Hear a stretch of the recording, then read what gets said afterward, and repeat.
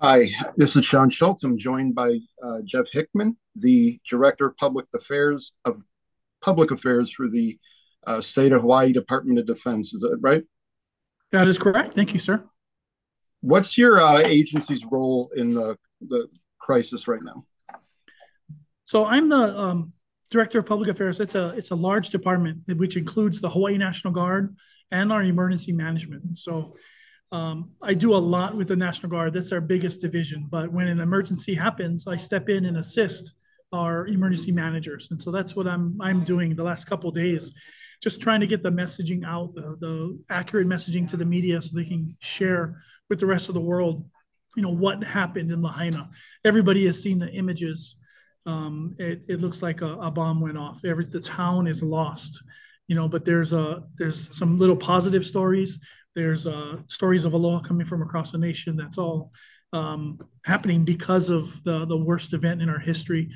People's hearts and love for the state and love for that city is coming through. Is there a misconception you're noticing out there that you think folks should get straight about what's happening, or something One that's is lacking enough? Yeah, one kind of inaccuracy is where it's located. So Lahaina is on the island of Maui, not Oahu, where Waikiki is, and Diamond Head, and all those Waikiki. Waikiki, Oahu, and Diamond Head are on the main island of Oahu. Maui is a separate island down the chain. It's a little less populated. It has beautiful countryside. It has a 10,000-foot mountain, Haleakala. I grew up on Maui. Um, and the town of Lahaina is a smaller town. It used to be a whalers village, and it actually was the capital of Hawaii, back in the day when whaling was king. So a lot of the town's infrastructure, the buildings are all wooden, the wharfs, everything is very old. It's a very old looking sailor town. It became a tourist hotspot because the beaches there are phenomenal right down the road. Um, but that's one of the big misconceptions is actually where it's located and who might be affected. But the town of Lahaina literally burned to the ground. The entire main street, houses that are a little bit, maybe one or two blocks in from the ocean, and then even the wharf completely gone. For folks trying to get in who may be seeing this, is there a website or a resource they could go to try to either find out where to get help or if their loved ones are okay? Sure. The best one is redcross.org. They have a family assistance center. It's their job is to help families reunite, so reunification, and that's one of the big things. It's actually an unknown right now. The number of over 1,000 missing personnel has been going out, and we don't have an official number. There's lists that are out there, and if you're on social media and know somebody from Hawaii, you've seen the images. I'm missing Uncle so and so. My family, I have no contact with them. So a lot of people are still missing, and so that's the next step. Like I said, I'm the public affairs officer for the Hawaii National Guard as well. We've been supporting Maui County first responders with the search and rescue. We've had 48 personnel the last 3 days working with them. We're plussing it up another 70 as of today. So they'll have way more personnel and assets on the ground so they can continue and try to do it quicker to kind of put closure on some of the situations that individual families are feeling. Is there a fear that the number of missing are the lost, or do you think folks made it off the island or out of there and just haven't been able to be accounted for? Yeah, there's lots of things that could happen. There's still some structures and houses that the families were affected by the fire, meaning they have no electricity, no water, no gas, and they're still in kind of the hot zone. And then there's people who lost everything. But yeah, there's an incredible. You want to hope for the best, but expect the worst. And right now, we're assuming that the death toll is going to rise exponentially. And with 1,000 as the estimate, we're hoping it's less than that. But no, once we start searching the town more and moving on to the next phase of recovery, I think those numbers will rise a lot. Are the fires out yet, or how contained are they? I just got those numbers, and so the Lahaina fire is 85% contained. There's still some buildings smoldering in some hot spots. The Kihei fire is 80% in Kula, which is our up country. It's on the side of the mountain. Haleakala is 50% contained, mostly brush fire. Maui County asked for the assistance of the Hawaii National Guard with two Chinook helicopters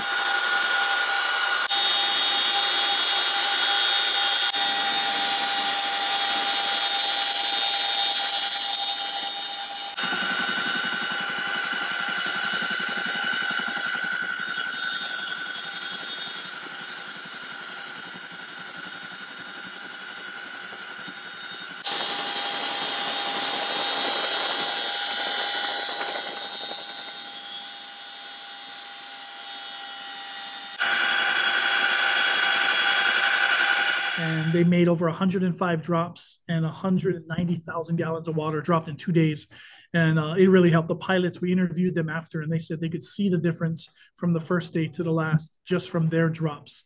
The winds also lessened a lot, and that really helped.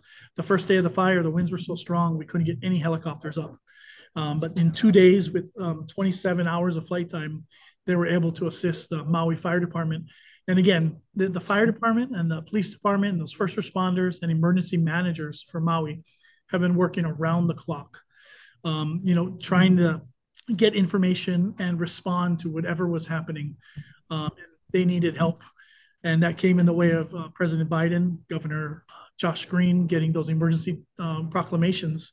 And so we have in fact, there's lots of FEMA people right here in the same room with me right now that are on site to help Maui County. And it's the federal government, state and local levels all working together.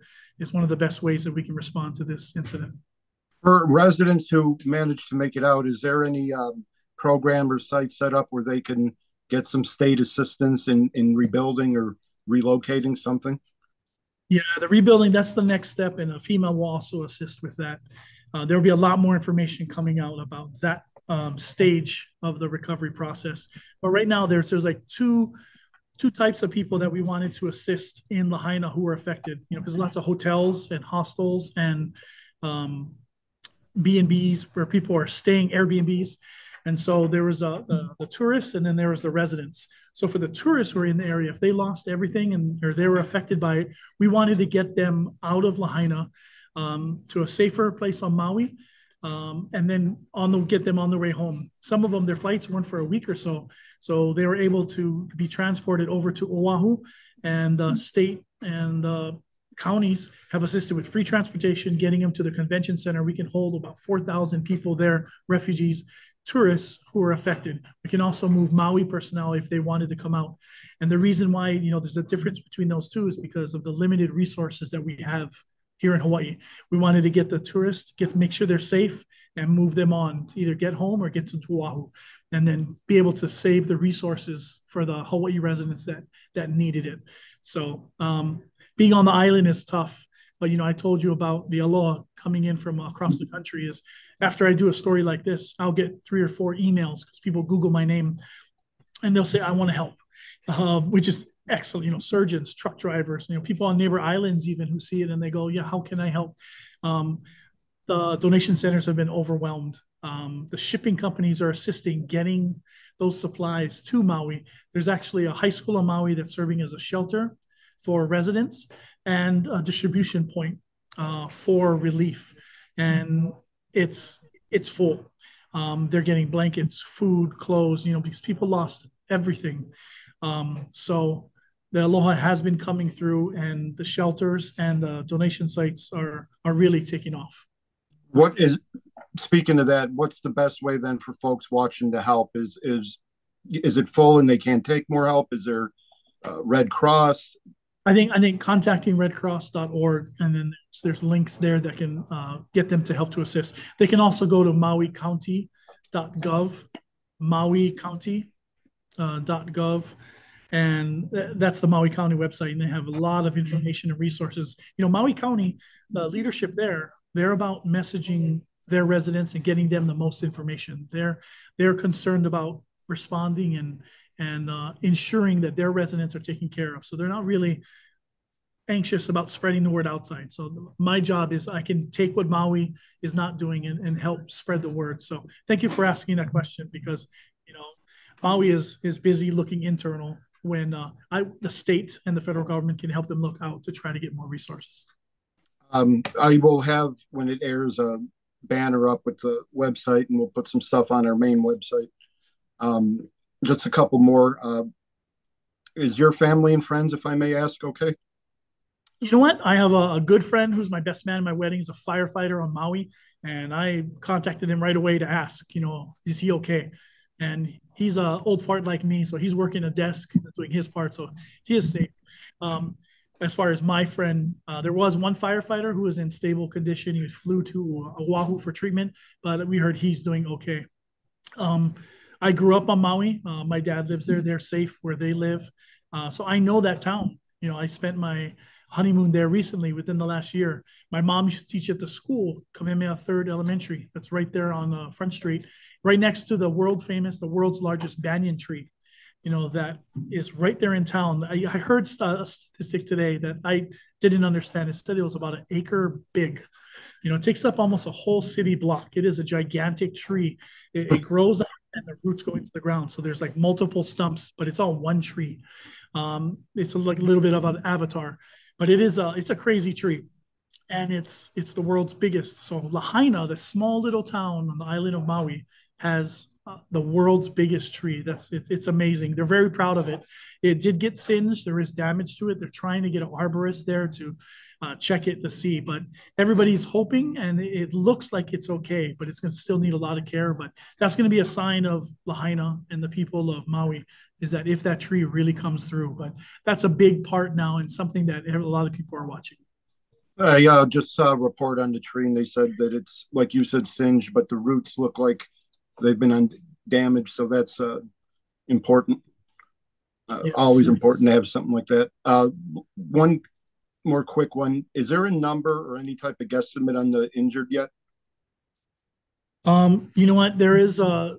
We've had 30 people flown to Oahu to get treatment, but the hospitals are not full. They're not overflowing, but there is a lot of smoke and burn injuries.